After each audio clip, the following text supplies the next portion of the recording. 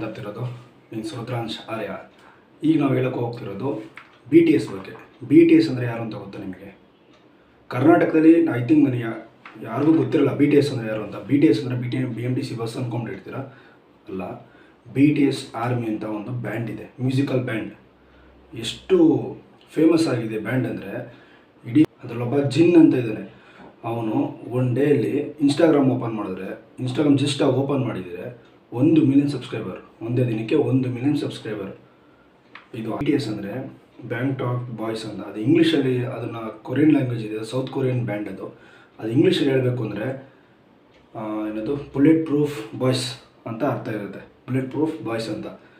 ಅದು ಎಷ್ಟು ಫೇಮಸ್ ಅಂದರೆ, ಇಂಡಿಯಾದಲ್ಲಿ ಒಂದು ತಮಿಳ್ನಾಡಲ್ಲಿ ಇರುವಂಥ ಒಂದು ಸಣ್ಣ ಒಂದು ಕತೆ ಇದು.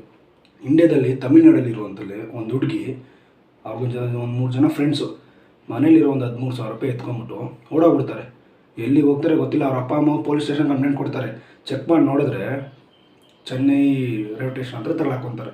ಏನಕ್ಕಮ್ಮ 13,000 ಇಟ್ಕೊಂಡು ಎಲ್ಲಮ್ಮ ಹೋಗ್ತಿದ್ಯಾ ಅಂತ ಕೇಳಿದ್ರೆ ಅವ್ರು ಹೇಳ್ತಾರೆ ಗೊತ್ತಾ, ನಾನು ಬಿ ಟಿ ಎಸ್ ನೋಡೋಕೆ ಹೋಗ್ತಾಯಿದ್ದೀನಿ, ಸೌತ್ ಕೊರಿಯಾಗೆ ಹೋಗ್ತಾಯಿದ್ದೀನಿ ಅಂತ ಹೇಳ್ತಾರೆ.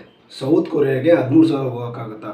ಓಕೆ, ಅವರು ಏನೋ ಸ್ಕೂಲ್ ಹುಡುಗಿರು ಗೊತ್ತಿಲ್ಲ, ಓಕೆ. ಬಟ್ ಅವ್ರಿಗೆ ತಲೆಯಲ್ಲಿದೆಯಲ್ಲ, ನಾವು ಬಿ ಟಿ ಎಸ್ ನೋಡಬೇಕು, ನಾವು ಇಲ್ಲಿಂದ ಸೌತ್ ಕೊರಿಯಾಗೆ ಹೋಗಬೇಕು ಅಂತ.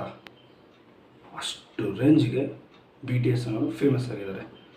ಒಬ್ಬ ತಮಿಳ್ನಾಡಲ್ಲಿರೋ ಊರಲ್ಲಿ ಅದು ಸೌತ್ ಕೊರಿಯಾ ಇಲ್ಲಿ, ಎಲ್ಲಿಂದ ಎಲ್ಲಿ ಕನೆಕ್ಷನು. ಬಿ ಟಿ ಎಸ್ಸಲ್ಲಿ ಒಂದು ಡಾರ್ಕ್ ಸೈಡ್ ಪಾರ್ಟ್ ಇದೆ. ಏನಂದರೆ, ಬಿ ಟಿ ಎಸ್ ಅಂದರೆ ಅಲ್ಲೊಂದು ಕೆ ಪಾಪ್ ಸ್ಟಾರ್ಸ್ ಅಂತ ಅಂತಿದೆ. K pop stars, B T S ಇದೆಲ್ಲ ಒಂದು ಬ್ಯಾಂಡ್ ನೇಮ್. ಅದು ಕೆ ಪಾಪ್ ಅಂದ್ಬಿಟ್ಟು ಅದೊಂದು ಊರ ಹೆಸರು. ಸೌತ್ ಕೊರಿಯಲ್ಲಿರುವಂಥ ಕೆ ಪಾಪ್. ಇವಾಗ ಹೆಂಗೆ ಇಂಡಿಯಾದಲ್ಲಿ ಕರ್ನಾಟಕದಲ್ಲಿ ಹೆಂಗೆ ಬೆಂಗಳೂರು ಇದೆಯೋ, ಅದೇ ಥರ ಒಂದು ಕೆ ಪಾಪ್ ಅಂತ. ಆ ಕೆ ಪಾಪಲ್ಲಿ ಕೆ ಪಾಪ್ ಸ್ಟಾರ್ಸ್ ಅಂತ ಒಂದಿದೆ ಬ್ಯಾಂಡು.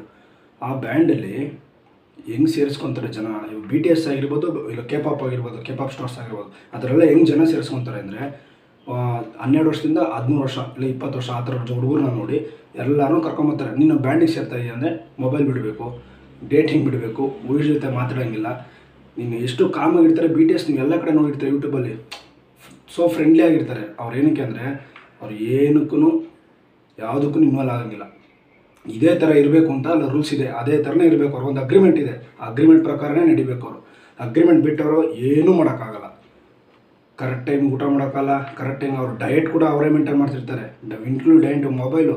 ಇದೇ ಆ ಬಿ ಟಿ ಎಸ್ಸಲ್ಲಿ ಒಬ್ಬರು ಕಾಲ್ ಮಾಡಿ ಅವ್ರ ಫ್ರೆಂಡ್ಸಿಗೆ ಮಾತಾಡ್ತಿರ್ತಾರಂತೆ, ಟೆಲಿಫೋನಲ್ಲಿ ಕಾಲ್ ಮಾಡಿರ್ತಾರೆ.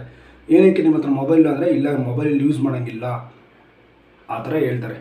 ಇದು ಬಿ ಟಿ ಎಸ್ ರೂಲ್ಸ್ ಕೊಡಿದಲ್ಲ, ಅಲ್ಲಿ ಇರಬೇಕು. ನೀನು ಬ್ಯಾಂಡಲ್ಲಿ ಇರಬೇಕು ಅಂದರೆ ಇಷ್ಟೆಲ್ಲ ಮಾಡಬೇಕು, ಇಷ್ಟೆಲ್ಲ ಅವ್ರು ಕೋಟಿ.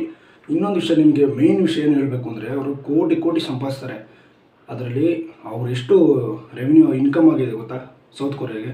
32,000 crores, 32,000 ಕೋಟಿ ಅವರು ರೆವಿನ್ಯೂ ಕೊಡ್ತಾ ಇರೋದು ಸೌತ್ ಕೊರಿಯಾಗೆ ಅವ್ರ ಕಡೆಯಿಂದ. ಅವ್ರನ್ನ ಇಟ್ಕೊಂಡು ಸೌತ್ ಕೊರಿಯಾ ಫುಲ್ ಬ್ರ್ಯಾಂಡಿಂಗ್ ಮಾಡ್ತಾಯಿದೆ. ಒಂದು ಮಾಲು, ಒಂದು ಪ್ರಾಡಕ್ಟು, ಒಂದು ಟಾಯ್ ಯಾವುದೇ ತೊಗೊಂಡ್ರು ಅವ್ರ ಫೋಟೋ ಇರುತ್ತೆ. ಏನಕ್ಕೆ ಅಂದರೆ ಅವ್ರನ್ನ ಇಟ್ಕೊಂಡು ಇವ್ರು ಬ್ರ್ಯಾಂಡ್ ಮಾಡ್ಕೊತಾ ಇದ್ದಾರೆ ಸೌತ್ ಕೊರಿಯಾ. ಬರೀ ಬಿ ಟಿ ಎಸ್ ನೋಡೋದಕ್ಕೇ ವರ್ಷ 8ರಿಂದ 10 ಲಕ್ಷ ಜನ ಬರ್ತಾಯಿದ್ದಾರೆ ಸೌತ್ ಕೊರಿಯಾಗೆ. ಗೊತ್ತಾ? 8ರಿಂದ 10 ಲಕ್ಷ ಜನ ಸೌತ್ ಕೊರಿಯಾಗೆ ಬರ್ತಾಯಿದ್ದಾರೆ. ಅಂದರೆ ಇನ್ನೆಷ್ಟು ಜನ ಇರಬೇಕು ಲೆಕ್ಕ ಹಾಕೊಳ್ಳಿ ಫ್ಯಾನ್ಸ್ ಅವ್ರಿಗೆ ಅಂತ.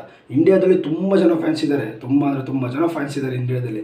ನಮ್ಮ ಕರ್ನಾಟಕದಲ್ಲಿ ನನಗೆ ಗೊತ್ತಿಲ್ಲ, ಬಟ್ ಫ್ಯಾನ್ಸ್ ಅಂತೂ ಇದ್ದೇ ಇರ್ತಾರೆ. ಬಿ ಟಿ ಎಸ್ ಫ್ಯಾನ್ಸ್ ಯಾರೋ ಇದ್ದರೆ ಕೆಳಗಡೆ ಕಮೆಂಟ್ ಸೆಕ್ಷನ್ ಕಮೆಂಟ್ ಹಾಕಿ, I am B T S army ಅಂತ. ಓಕೆ.